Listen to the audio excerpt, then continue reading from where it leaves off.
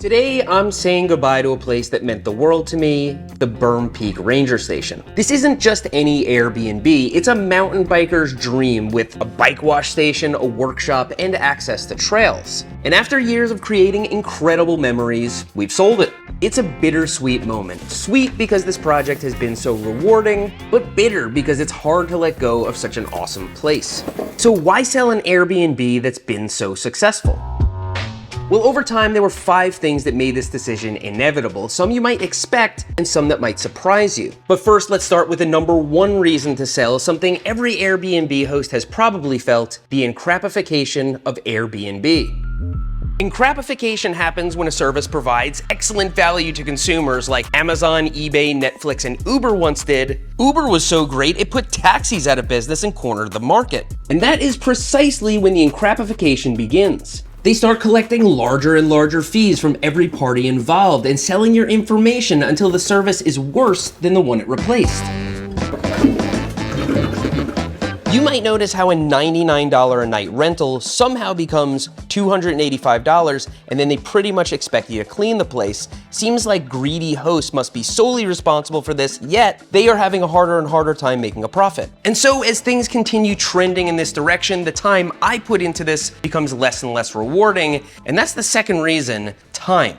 Now, truth be told, I don't have to put in all that much time because we have a property manager, but things do tend to come up. Suppose during a time of heavy booking, somebody decides to use the toilet paper roll holder as a handle to get up from the toilet. I'll get a phone call and somebody's checking in at 4. I need to do emergency drywall work. Who are you gonna find to do that on the spot, much less at a price that is actually affordable? It's just not gonna happen. So I either need to drop everything I'm doing to go fix it, or we need to give the guest a discount in the hopes they'll still give us a 5-star review, even though there's a hole in the wall. It's also worth noting that recently, one of the neighbors went rogue and started assaulting the cleaners. He chased her down and started pounding on the door because he didn't like the way she was blowing leaves. I can't really just go about my day after getting a phone call like that, and so increasingly, I would like to spend my time and resources doing something else, which brings me to reason number 3, opportunity cost. When you embark on any endeavor, assuming you have limited time and resources, you're giving up the opportunity to do something else. That something else is the opportunity cost. And recently, my opportunity costs have been growing. We've got a lot of time and capital tied up in this place, and there's a whole list of other things I would rather be doing. I wish I had unlimited time and money, but I don't. It sounds very dry and transactional, but this place was always an investment. I couldn't have afforded to buy it if it wasn't. And I do prefer fun investments that create memories, and this is that, but increasingly, it's become risky, and that's the 4th reason, risk. If the last year has taught us anything, it's that owning a home can be risky, and it seems increasingly so. Right after Hurricane Helene, we had no cell phone service or internet, and so it was several days before I could come here to check for damage, and I was bracing myself. Okay, let's see what we got going on here. I mean, that's not even a lot of debris. Look at those massive pines. This part of the roof looks okay. My deck over here is covered in debris, but looks okay. Yeah, there's like entire branches in there.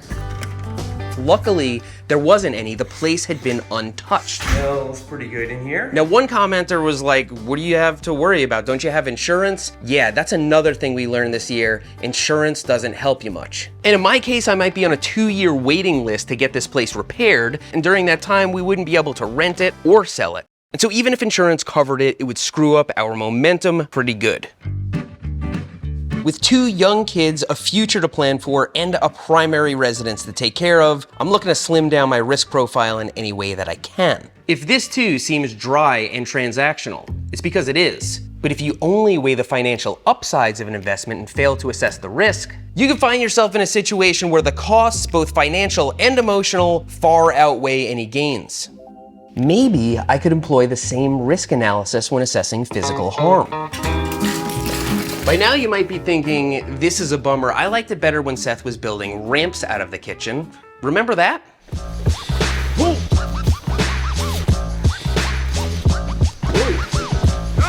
I don't want to tear it or anything. Maybe it is better to just position myself back here. I kind of assumed that's what you were doing. It's not like you want to be going in fast. No, I'm gonna go in like I'm not worried at all about the top part. Yeah. The down part, I'm really gonna have to nail straight. You have to commit to it, obviously. I'm ready to do it.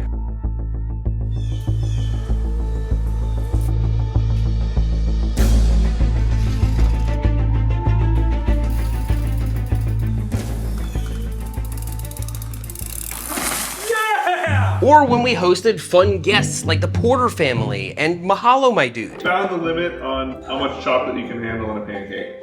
We've blown straight past it. You would prefer the uplifting story about how we renovated this place and turned it into a mountain biker's paradise, but actually, there is a story about this place that's kind of funny that I never told you before.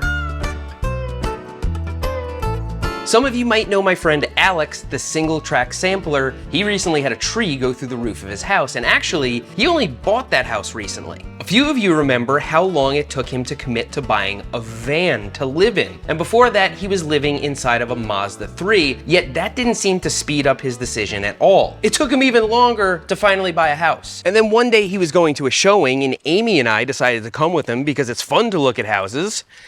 And it was this one. Those are cupboards sitting on top of the gutter guard. Okay, I see. But it's pretty bad. I gotta get up there. Yeah. Holy cow. And this deck isn't in bad shape. The other deck is a whole different story. And a piece of it is covered. This is awesome. Now keep in mind, the house looked nothing like it does now. It definitely needed some updating. There were problems with it. Understandably, Alex passed on it, but I gave him fair warning. I said, Alex, if you don't buy this house, I might. And at the time, I was absolutely terrified. But I did end up buying the Ranger Station because I saw the potential in it. My plan was to do a minimally viable renovation all by myself. But my wife Amy was not content with that solution, and so she browbeat me into hiring a contractor to tear the place down to the studs and renovate it professionally. And I'm really, really glad she did. Given how well things worked out here, I feel just a tiny bit bad for Alex, but things did end up working out for him, although I still feel a little bit guilty, and that's the next reason, guilt. Oh, one quick thing. If you hang a picture like this with one string right in the middle, you are a reckless and dangerous, untrustworthy animal. But yes, guilt. Single-family homes have gone way up in price and they're in short supply, and that's fueled in part by investors. Now, they say it's to a lesser extent investors like me because big corporations are buying entire swathes of houses, but it's true that in this neighborhood, 10% of the houses are vacation rentals, and most of them are owned by people like me, and I would rather that 10% be made up of people who really need it. Somebody who's lived here for decades, and now they're retired, and that is the only income-generating asset that they have. I don't need to be doing this. And I'm not judging you if you own a vacation rental, especially if you bought some property and put cabins on it. That's what I plan on doing in the future. But me, right now, in this particular neighborhood, I just don't feel like I need to be doing this. And so I feel a tiny, tiny bit guilty about it. That alone wouldn't have been enough to make me sell the place, but it is a factor. Now by next week, the new owner will have closed on this property. They bought all the appliances and furniture and everything in the house, except for the artwork and this thing. And so I've been spending the day packing up anything that could be considered artwork, but actually there is one other thing that I'm definitely taking with me, and it's in here.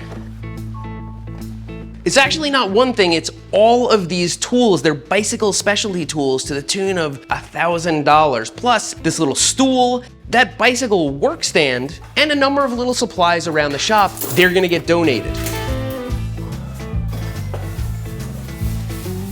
And so with that, this is goodbye, but I'm not sad, I'm happy. I'm really, really happy that I got to own this place and I got to share this place with so many of you. I have so many messages here in this guest book. They make me so very happy to read, and I'm gonna keep it forever.